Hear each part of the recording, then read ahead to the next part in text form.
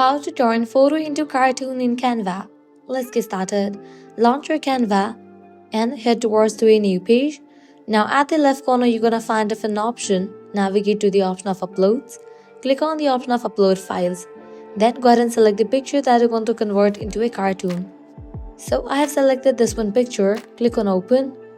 It's in the process to be uploaded. Once the image has been uploaded, click on it. Now, how can you convert this picture to the cartoon?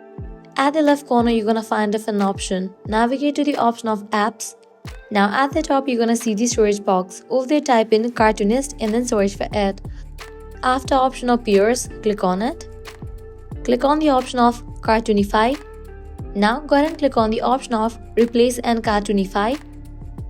It will take few seconds and the image will be converted into the cartoon. So this way you can easily turn photo into cartoon in Canva.